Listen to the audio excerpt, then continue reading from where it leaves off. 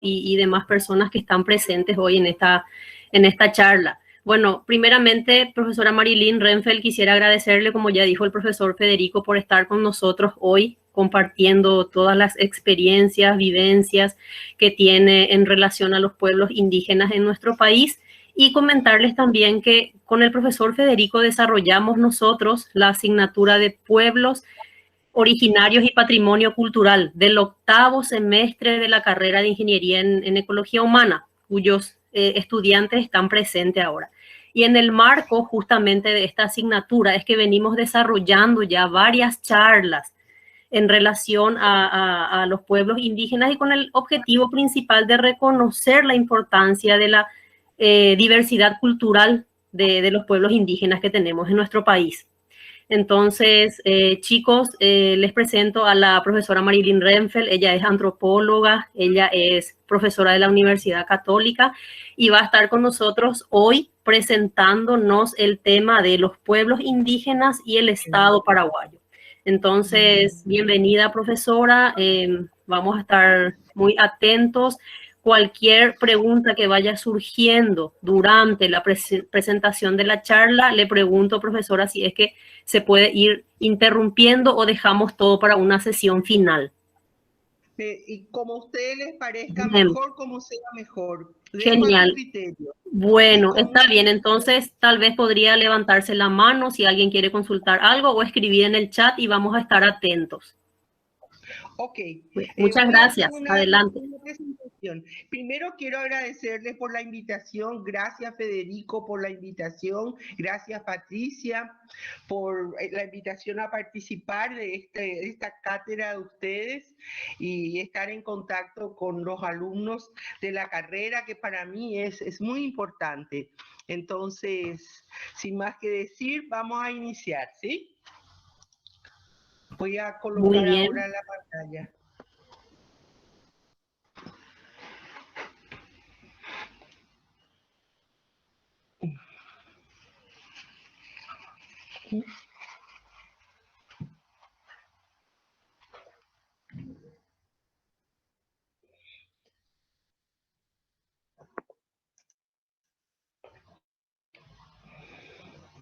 ¿Qué tal? ¿Se comparte? Sí se ve, profesora, se ve.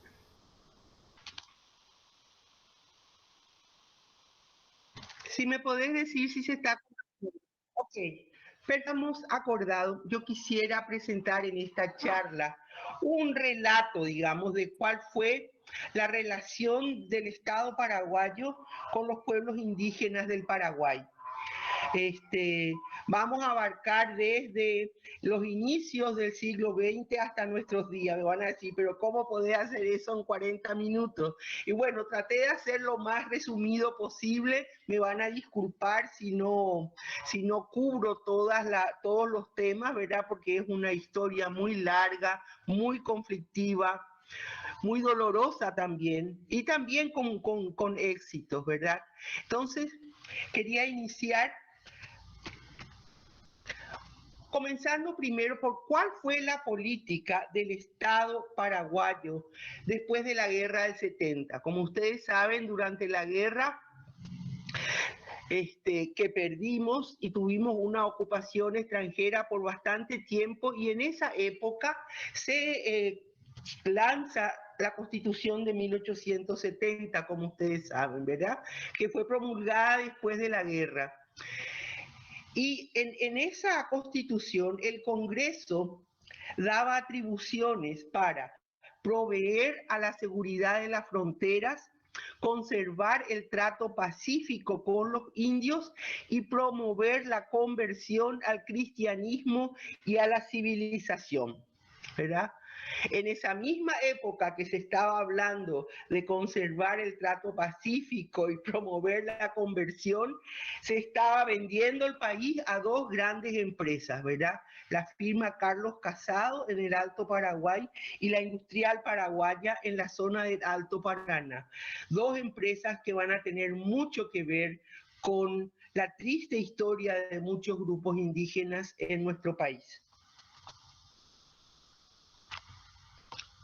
Estas son fotos, una de los yerbales, la de abajo, en donde en la región oriental los pueblos indígenas trabajaron para la industrial paraguaya, ¿verdad? Ustedes habrán escuchado hablar de las tristes historias de los mensú, ¿verdad? De Rafael Barret.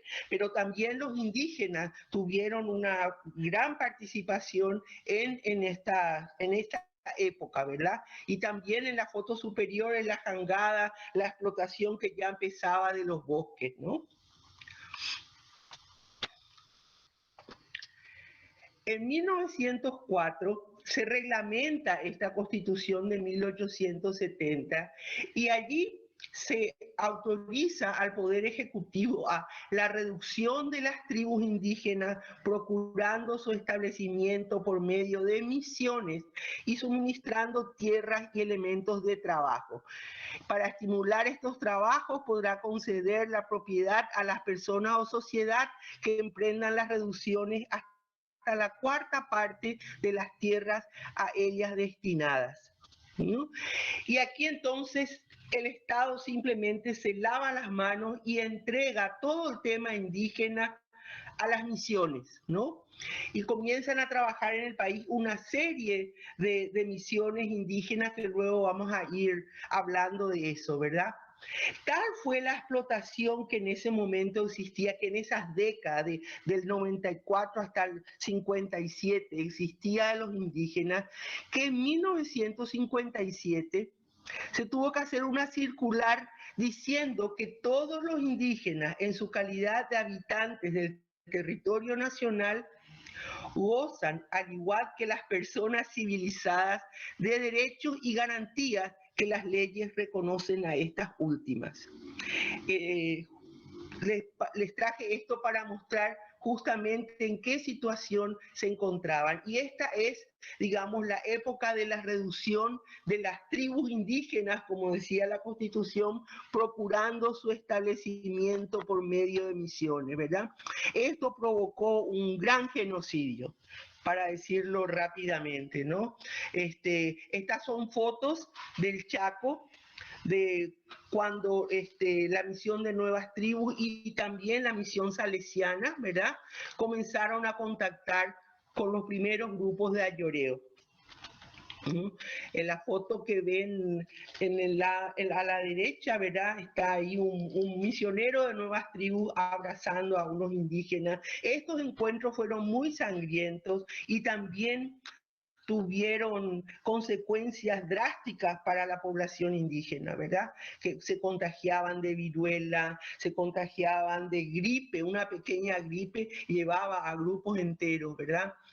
Yo tuve una vez una entrevista a un indígena yoreo que me contaba cómo salieron ellos del monte a los 10 años, ¿verdad? Y decía que caminábamos y caminábamos, no sabíamos a dónde nos llevaban, decía él, ¿no? Y que en el camino perdió a su madre, perdió a su padre, y decía, todos morían y nadie entendía de qué estábamos muriendo, ¿verdad? Esa fue la triste historia de la misionalización. Lo mismo en la región oriental. Esta es una foto de Chasesardi, que fue tomada en una misión de Nuevas Tribus también con los H.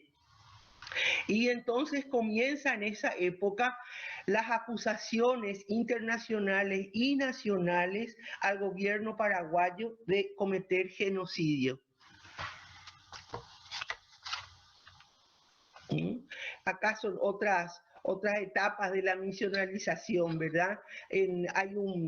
La propaganda que está allí es de Nuevas Tribus y dice, son los herejes realmente felices, ¿no? Y entonces tiene ahí una lista que dice miedo, superstición, magia, feticidio, infanticidio, etcétera, ¿no? Y es una propaganda de Nuevas Tribus donde pide ayuda para liberarle a los indígenas de todas estas malas cosas, ¿verdad? De ser salvajes, ¿no? Y en la otra foto es un ayoreo que fue capturado de muy jovencito, ¿verdad? Y está ahí con los padres salesianos. ¿Sí? En los 60 se crean dos instituciones que creo yo tuvieron una influencia importante en el desarrollo de los pueblos indígenas. En el 63 se promulga la ley 852, por la cual se crea el IBR, el Instituto de Bienestar Rural, y la 854, el Estatuto Agrario. Y allí hacen una referencia a pueblos indígenas, ¿verdad? Los núcleos sobrevivientes de las parcialidades indígenas, porque ese era el nombre peyorativo con que se le llamó y lastimosamente se sigue llamando a los indígenas, ¿no? De parcialidades, no de pueblos indígenas, que es la denominación correcta, ¿no? En fin, parcialidades que aún existen en el país serán asistidas por el IBR para su organización en colonia, para promover la progresiva incorporación de dichos núcleos al desarrollo económico y social. Pero sin embargo, la Constitución de 1967, unos pocos años después, no hace ninguna mención a los indígenas. Para esa Constitución creada en la época de Stroessner y a la medida de Stroessner, ¿verdad? Los indígenas no existían. Al mismo tiempo que estaban desarrollándose todos estos acontecimientos, dentro de la sociedad civil desde el 36, se fueron organizando varias entidades, si bien muy paternalistas, ¿verdad?, pero con interés en proteger a los indígenas, ¿no?, de diferentes maneras. En el 36 se crea el Patronato Nacional de Indígenas, para promover el conocimiento, organización de las tribus, adoptando medidas de protección y asistencia, ¿no? En el 42 se funda una institución que existe hasta hoy día, ¿no? La Asociación Indigenista del Paraguay, también con miembros destacados de la sociedad nacional, ¿no? Estudiosos, sobre todo gente estudiosa del guaraní, algunos militares, ¿verdad? También con esta idea de protección, ¿no? Y en el 58 se crea por primera vez un departamento de asuntos indígenas del Estado paraguayo, que dependía del Ministerio de Defensa, para nuclear en colonias a los indígenas dispersos. La idea era nuclearlos, adaptarlos a la vida sedentaria. En realidad era más bien limpiar las selvas, ¿verdad?, de indígenas, que en este momento estaban ya entrando otras industrias dentro del Paraguay, comprando las vastas tierras, tanto de Casado como de la industrial paraguaya, ¿verdad?, que fue empezando a vender sus tierras. Y necesitaban eso, necesitaban que no existieran indígenas allí, ¿no? Esta es una foto, una es de la foto actual de la Asociación Indigenista, pero tiene, digamos, muebles y salas muy parecidas a lo que fue siempre, ¿no? Es una institución apoyada por la Fundación La Piedad. Y la otra es de León Cadogan, acompañados por el indígena el cacique Lambaré, que es de Conde Cerrito, ¿verdad? Cadogan fue el que creó este patronato de indígenas, ¿no? Y también era miembro de la asociación.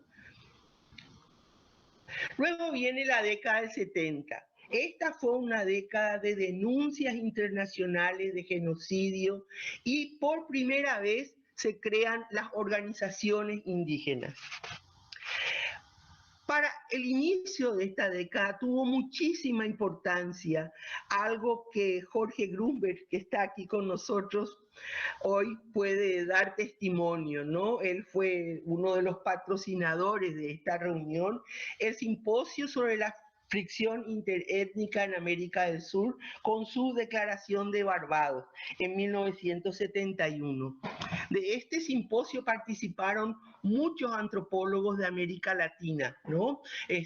Puedo citar, además de Grunberg, Bonfil Batalla, que que él tiene una posición que después de este simposio fue muy popular, en boga entre los estudiantes que estábamos en la Universidad Católica, ¿no? Su trabajo sobre el colonialismo interno, ¿no? Que justamente decía que el Estado ejercía un colonialismo interno, así igual como fue en la época de la colonia, que el Paraguay se independizó de España, luego el mismo Estado paraguayo creaba la misma situación de colonización o de colonial con los pueblos indígenas, ¿no? Si tienen tiempo, yo les recomendaría leer las cosas de Bonfil Batalla, sus trabajos, también un antropólogo muy importante, el brasilero Roberto Cardoso Oliveira. Él trabajaba el tema de la fricción interétnica, que es justamente lo que habla Barbados, ¿no? Y finalmente Frederick Barth, grupos étnicos y sus fronteras. Era como el soporte teórico para entender la situación de los indígenas en esa época, en los años 70. La Declaración de Barbados por la Liberación del Indígena denuncia, como dije, la relación colonial de dominio de indígenas en América. Los estados, las misiones religiosas y los científicos sociales, principalmente los antropólogos, deben asumir las responsabilidades ineludibles de acción inmediata para poner fin a esta agresión, contribuyendo de esta manera a propiciar la liberación del indígena. Y sobre todo que la liberación de las poblaciones indígenas es realizada por ellas mismas o no es liberación. Estos dos puntos tuvieron una influencia muy grande en nuestro país. Les voy a ir mostrando por qué. En esa época comenzaron las denuncias sobre genocidio. El libro del profesor Volcker, con quien estuvieron los ayoreos casados, y que era de la institución donde estaban los padres de Federico, ¿verdad? Servicios profesionales, es justamente un relato de la cacería de ayoreo un poco más reciente, ¿no? Pero después este libro, Genocide in Paraguay, de Richard Arends, tuvo mucha repercusión internacional, ¿no? Y luego tenemos, bueno, esa es la fábrica de tanino de Carlos Casado, ¿verdad? Que también fue denunciada por el maltrato y la explotación que hacía de los indígenas, ¿no? Le pagaba en caña blanca a los indígenas por el trabajo, ¿no? Y fue causante de mucha destrucción de los pueblos indígenas, ¿no? Al mismo tiempo estaba el suplemento antropológico de la Universidad Católica, que ustedes lo pueden conseguir aquí en la universidad. Este suplemento publicó varios volúmenes bajo la dirección del padre Bartomeu Meliá sobre el genocidio de los Alché, de los ayoreos, la denuncia. Él y también Chase Sardi, que escribe un libro que fue presentado en Barbados, ¿no? Sobre la situación de los indígenas en el Paraguay. Todas estas denuncias tuvieron una repercusión internacional muy grande, ¿no? En ese ambiente se pudo crear y organizar el primer Parlamento Indioamericano del Cono Sur, que se realiza en San Bernardino, en un hotel que ahora ya no existe, un pequeño hotelcito que ahora ya no existe lastimosamente, ¿no? Y allí vinieron indígenas de 5 países, estaban de la Argentina, de Bolivia, del Brasil. De Brasil el indígena que vino tuvo que venir con un sacerdote, porque en esa época en el Brasil los indígenas eran considerados menores de edad y no podía viajar solo. ¿Se imaginan? En el estado en que vivían los indígenas en esa época, en el Cono Sur, ¿verdad? Bueno, en esta reunión se reunieron indígenas y vinieron indígenas de todo el Paraguay, ¿verdad? De la región oriental, de la región occidental, y se reunieron por varios días en San Bernardino. y sacaron un comunicado. Y es bastante extenso, que ustedes lo pueden leer también, está online, pero yo quería tomar un pequeño resumen que dice: en nuestra reunión recordamos los sufrimientos, las persecuciones que padecemos en todas partes, pero también las luchas que los indígenas de América estamos llevando a cabo hoy día. Y hemos hecho el nuevo compromiso de seguir adelante, y así invitamos a todas las naciones indígenas para continuar hasta alcanzar el triunfo definitivo, ser hombres libres. Este congreso fue auspiciado por un programa que existía en el Consejo Mundial de Iglesias que se llamaba Programa para Combatir el Racismo. A partir de esto surgen por primera vez varias organizaciones indígenas regionales y nacionales. En octubre de 1974 se crea la primera organización indígena del Paraguay, la Asociación de Parcialidades Indígenas. Fíjense otra vez en el nombre parcialidades. Esto fue una lucha muy fuerte, porque ellos decían era la Asociación de Pueblos Indígenas, pero el Ministerio de Defensa no les autorizó, porque el único pueblo que existía era el pueblo paraguayo, ¿no? Y ellos eran parcialidades de ese pueblo. O sea, si vamos a hablar de colonialismo, este es un ejemplo muy claro, ¿no? Y se organizaron para tener una formación propiamente indígena que representara los intereses de los indígenas. Y por supuesto, ante todo esto vino una gran represión contra antropólogos, contra indigenistas, allanamiento del proyecto Marandú en la Universidad Católica, pero a pesar de todo se fueron publicando dentro de la universidad muchas denuncias sobre genocidio que continuó Meliá hasta 1978, en que finalmente a él también lo expulsan del país.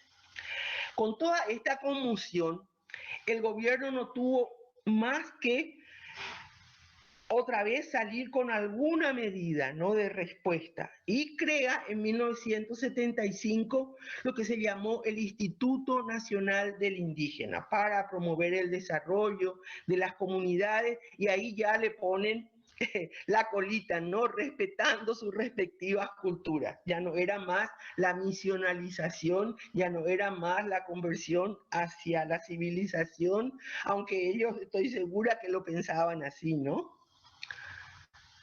Esta es una foto del Consejo Indígena del 75. La de abajo no pude sacar una buena foto, pero era la reunión de líderes indígenas de la selva tropical del Cono Sur.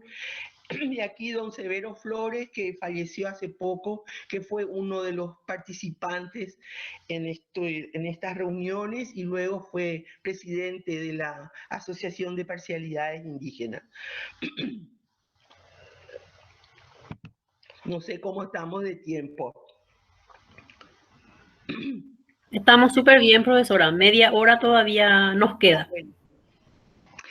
Finalmente, como no fue suficiente este tema de crear el INDI, y siguieron las denuncias, y siguieron las inclusive declaraciones de Naciones Unidas contra el Paraguay por el tema de genocidio, se pudo lograr esta ley que hasta ahora es la ley que rige a las comunidades indígenas en nuestro país, ¿verdad?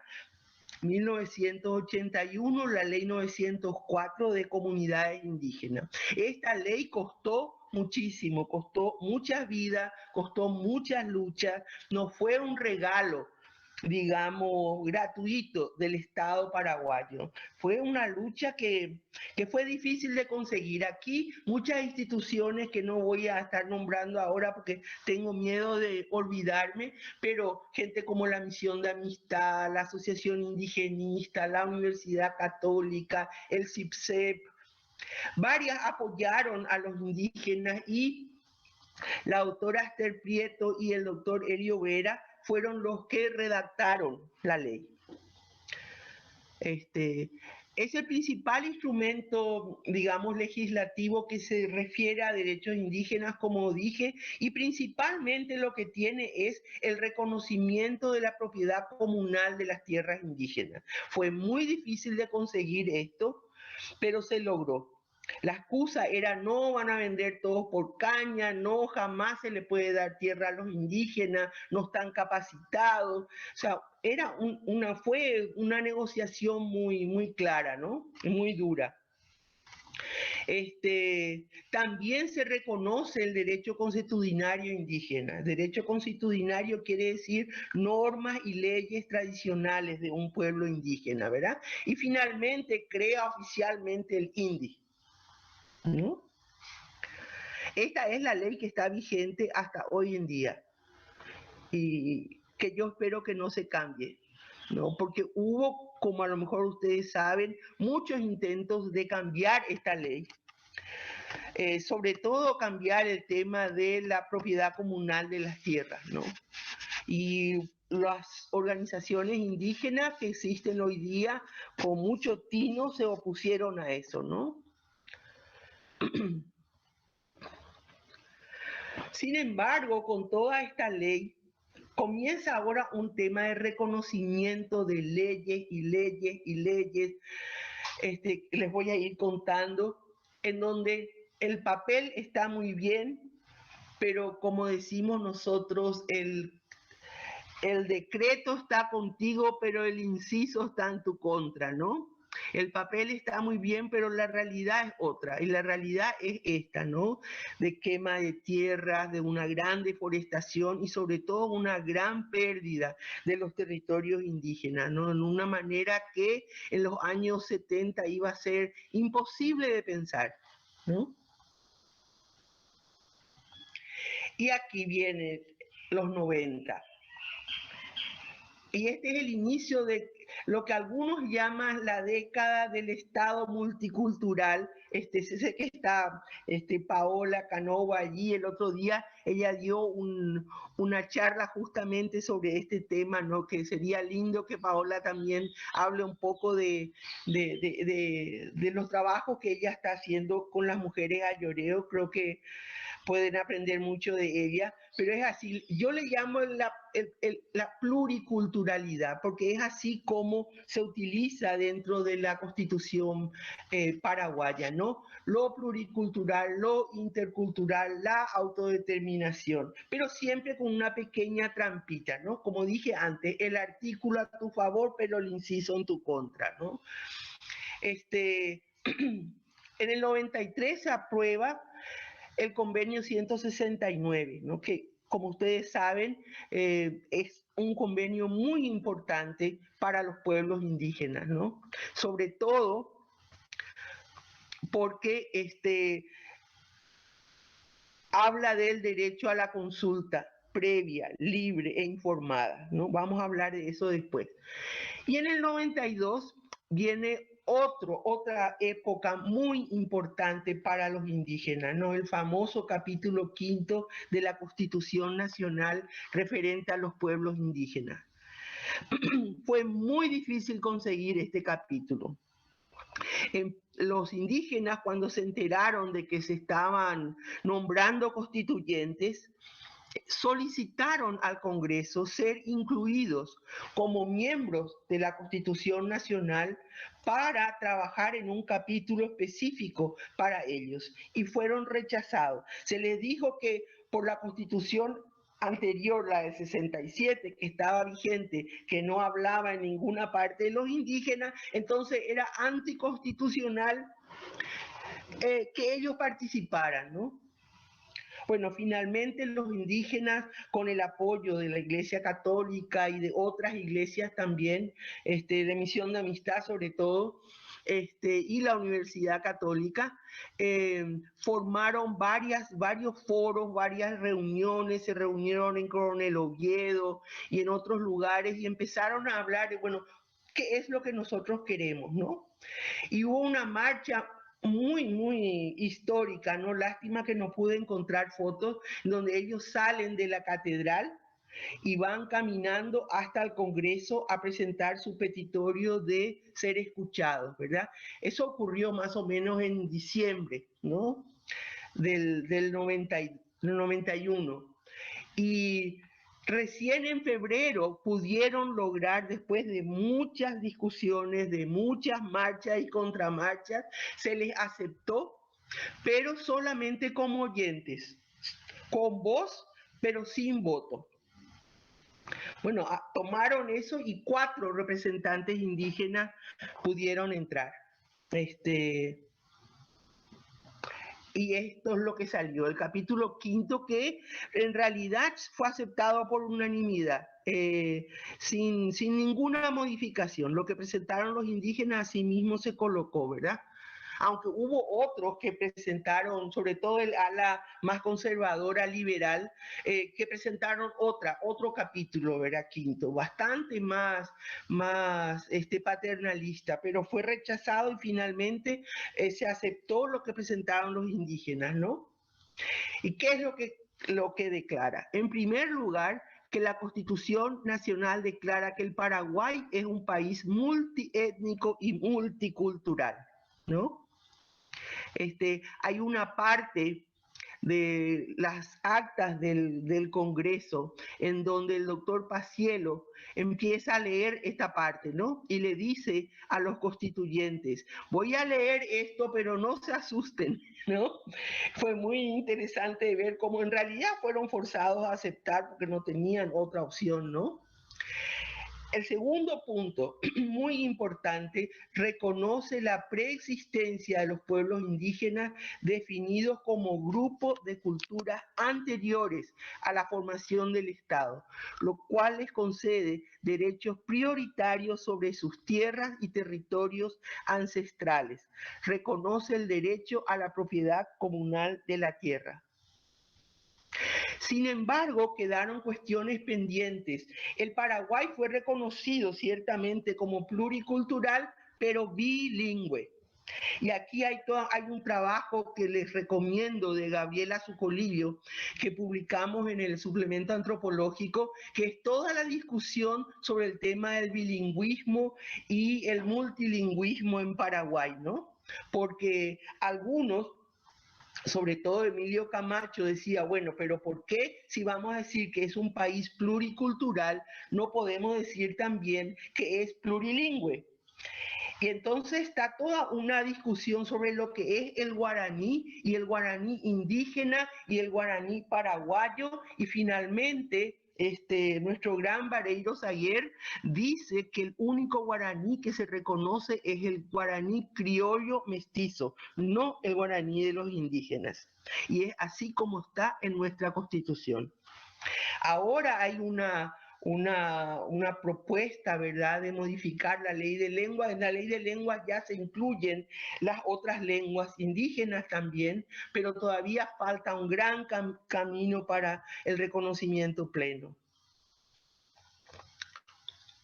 Finalmente viene la época de las leyes. Yo no les voy a cansar con esta cantidad de leyes, pero simplemente para que vean la cantidad de leyes multiculturales o interculturales que desde el 90 hasta el 2018 se fueron creando. En total son 12, pero hay muchas más, ¿no?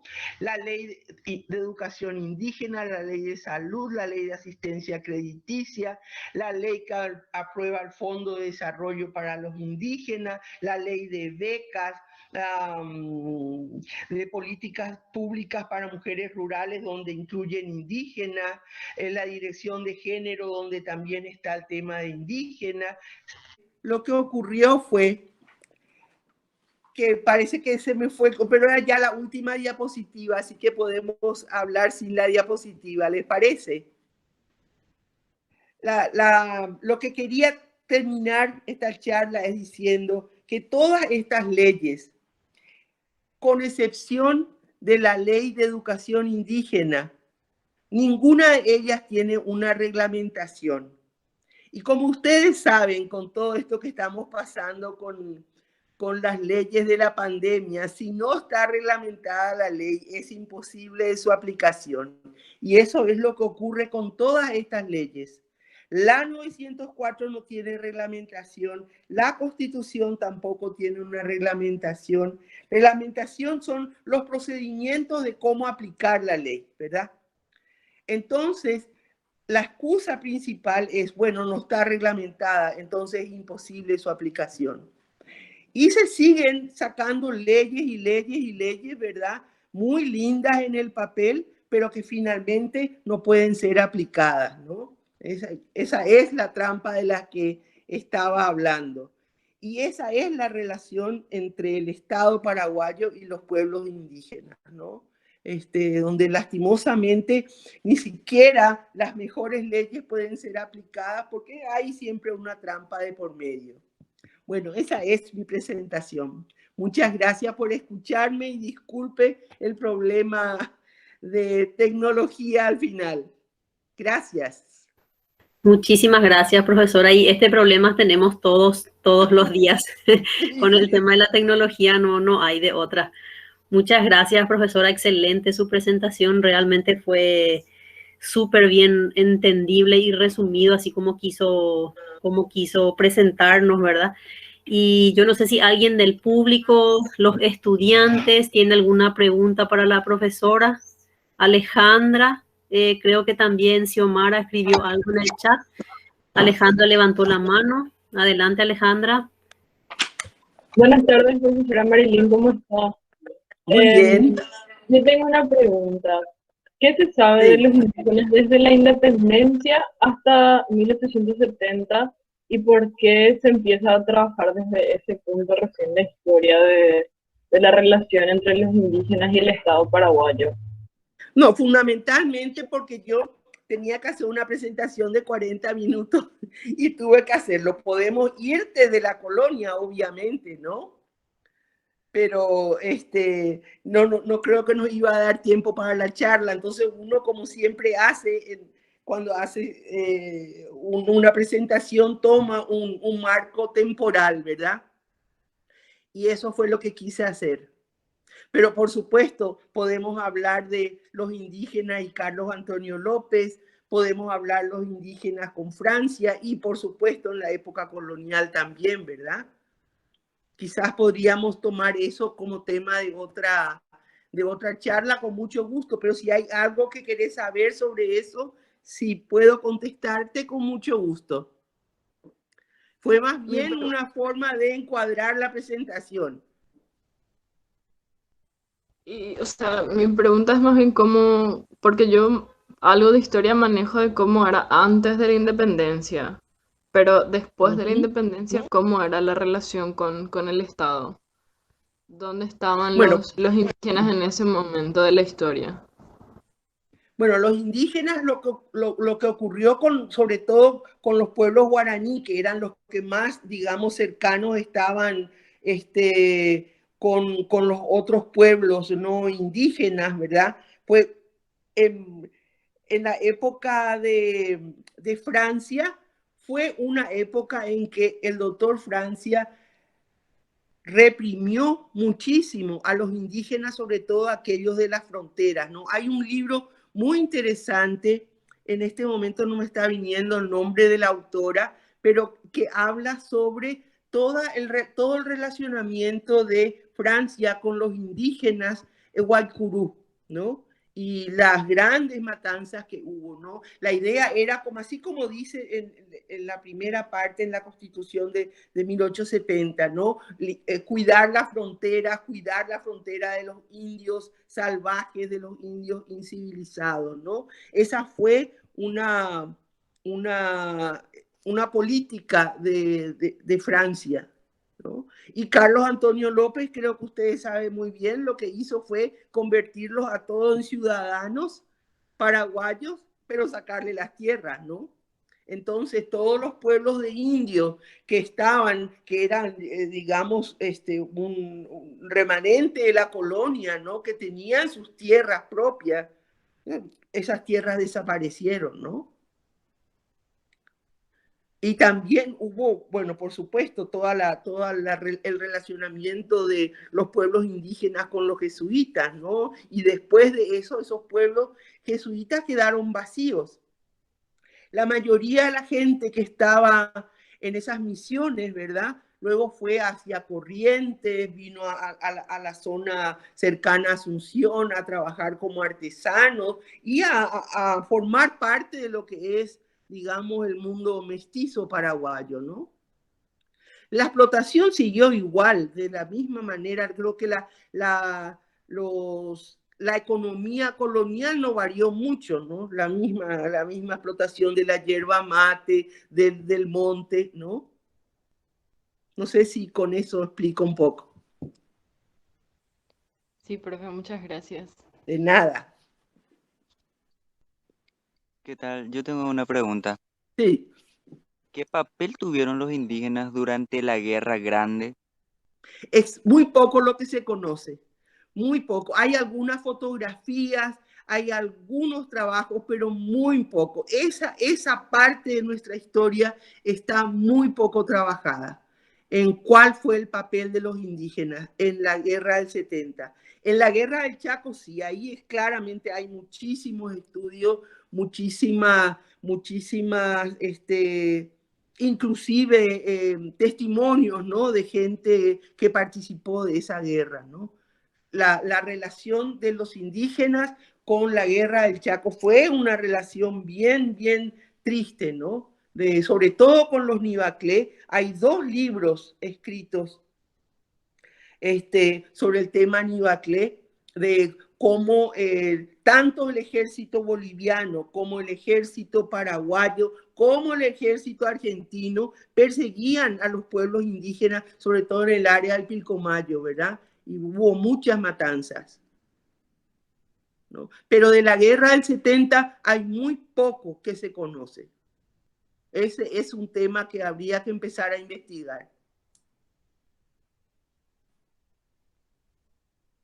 Muchas gracias. Paola, no pude entender lo que me estás pidiendo. No pude leer. Sí, buenas tardes a todos y buenas tardes, Marilyn. Gracias por la presentación. Quería preguntarte si es que puedes contarnos un poquitito más de la API, si cómo funcionaba, quién apoyaba y si crees que ayudó a empoderar a los indígenas. Es difícil hacer un aseveramiento, para mí muy difícil, porque yo estuve muy involucrada tanto en el proyecto Marandú como en los primeros años de la API.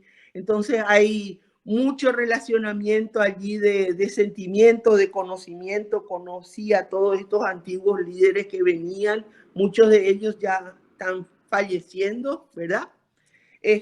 Creo que hubo una intención clara de los líderes de representarse y representar a los indígenas y hacer una organización netamente indígena. Lastimosamente, con el correr del tiempo, el INDI se empezó a involucrar muchísimo en los asuntos internos de la API. Entonces perdieron credibilidad y prácticamente desaparecieron, ¿verdad? Pero fue principalmente por su acercamiento al INDI que finalmente empezó a crear mucha desconfianza por parte de los propios indígenas, ¿no? Gracias. De nada. Aquí en el chat hay una pregunta también de Xiomara. Dice, desde su perspectiva como antropóloga, ¿cuál dice que sería la solución para los pueblos indígenas por parte del INDI, para ellos con respecto a sus tierras y a sus culturas? Bueno, yo creo que en primer lugar empezar a cumplir todas estas lindas leyes que están en el papel, ¿verdad? Eso sería muy lindo, ¿no?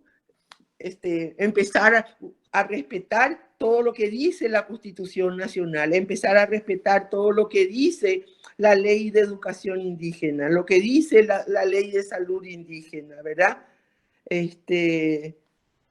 Lo que dice la 904 finalmente, ¿no? Simplemente cumplir la ley, porque está todo, decía, todas las buenas intenciones están escritas, solo que como dije, son muy buenas intenciones y muy lindo en papel, pero la realidad es otra, ¿no?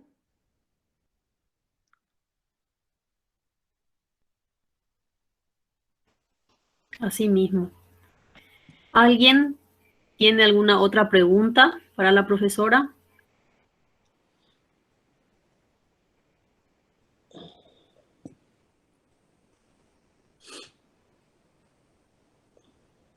¿Ya nadie?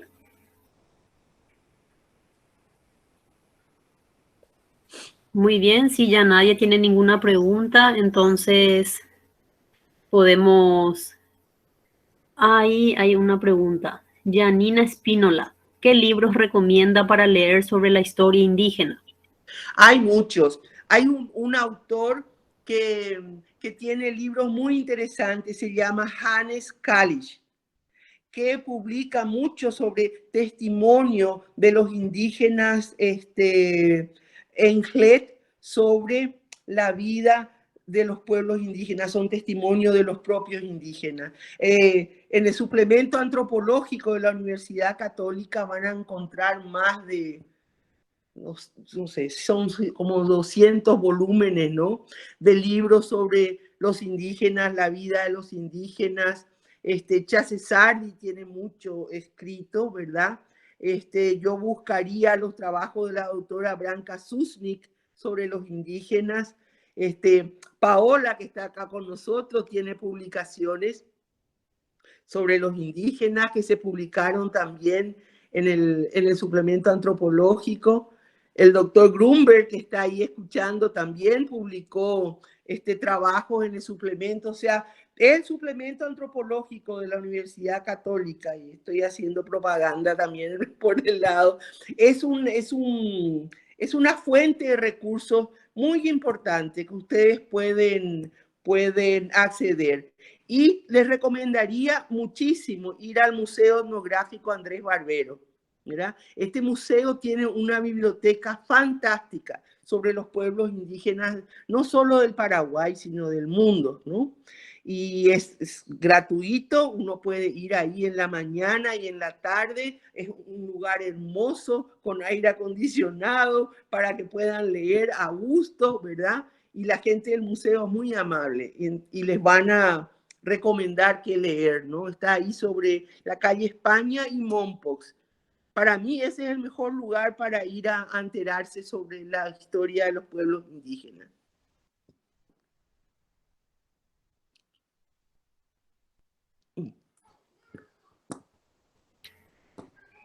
Muy bien, muchas gracias. Xiomara dice entonces que tenemos que luchar en conjunto con los pueblos indígenas para que se lleven a cabo justamente el cumplimiento de las leyes, ¿verdad?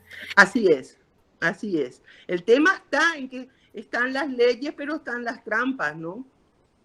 Y es ser, digamos, ir viendo justamente estas trampas y cómo superarlas, ¿no? Yo creo que ese es un tema muy importante. Muy bien, muchísimas gracias. Si ya nadie tiene otra consulta para la profesora Marilyn, entonces te agradecemos muchísimo otra vez, profesora. Te invitamos también a participar. Nuestra próxima charla va a ser el 27 de mayo con el profesor justamente que está presente, Jorge Grunberg. Vamos a tener una charla con él. Ya seguramente te pondrás en comunicación con Federico para el link, para poder participar justamente de su charla, y agradecerte una vez más. Y como digo siempre yo, ¿verdad? La única forma de comprender y entender lo que pasa hoy en día en el presente es conociendo la historia, ¿verdad? La única forma, hay que entender, hay que conocer lo que pasó antes en la historia para entender lo que sucede hoy, ¿verdad? Más que nada todavía en estos temas tan delicados como son nuestros pueblos indígenas que tenemos en nuestro país, ¿verdad? Y valorar más que nada, ¿verdad? Saber de toda la lucha que usted nos mostró también con su presentación, y entonces de esa manera valorar justamente lo que en el presente pasa, ¿verdad? Y valorarles a ellos mismos. Muy bien, agradecen aquí muchas personas del público, y bueno, si ya nadie tiene ninguna intervención, profesor Federico. Sí, muchas gracias, Marilyn. Muchas gracias al público. Muy interesante la charla, toda la historia desde la guerra del 70 hasta el momento, ¿verdad? Es muy, muy interesante poder escuchar un poco todo esto, ¿verdad? Es algo de mucho impacto y de mucho dolor también. Entonces te agradecemos, Marilyn. Y una corrección nomás, Patricia. El 13 de mayo tendremos nuestra próxima charla, que es con la profesora Marta Acevedo de la Universidad de San Paulo. Cierto. Sí, va a Qué estar bueno. no va a estar hablando. Qué bueno, le felicito. Gracias, Marilyn. Tenemos una antes entonces del profesor. ¿Cuándo va a ser lo de Marta? El 13. El 13 de mayo. Y el 27 vamos a estar cerrando con el profesor Grunberg, ¿verdad? Como vos dijiste. Qué bien. Entonces, los dos muy importantes. Entonces les esperamos a todos nuevamente y una vez más muchas gracias, Marilyn, y también es importante agradecer a la Asociación Paraguaya de Antropología que nos está apoyando en estos conversatorios, ¿verdad? Así es, muchas gracias un poco a la asociación. De ir juntándonos y de ir haciendo fuerza para seguir en esto, ¿verdad? Muchas gracias a todos. No sé si alguien quiere agregar algo más. Si no, podemos dar por terminada la clase de hoy y agradecerte una vez más, Marilyn, por tu tiempo. Quisiera leer lo que escribió José Luis Rodas. Excelente, profesora Marilyn. La semana pasada se hizo entrega del Plan Nacional para Pueblos Indígenas, que faltaría su promulgación y también que se le destine un presupuesto. Así es, José Luis. Ojalá pronto se le destine sobre todo presupuesto.